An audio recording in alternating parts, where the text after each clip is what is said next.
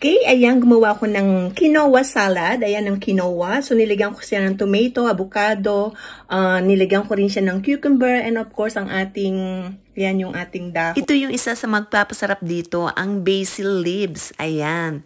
So, ayan yung mga sinahog ko. Ayan ang ating healthy salad. Okay, ayan. So, ito na yung ating sauce. Ilagay na rin natin. Itong ating sauce is pinaghalo-halong vinegar, balsamic, and then vinegar ng Cerex, and then olive oil. And nilagyan ko rin ng grated oil. O, bawang. Ayan. So, ayan. Lagay na natin. Okay. Isa rin ako ng sibuyas. Ayan, para medyo manamis-namis ang ating salad. Ayan, haluin na natin para ma-mix lahat yung ating ingredients. Ayan, ang ating salad na quinoa.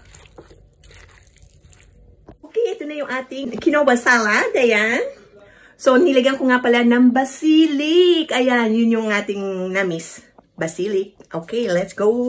Hain na natin. Okay, ayan, ready na yung ating quinoa salad. Let's go. Kain na.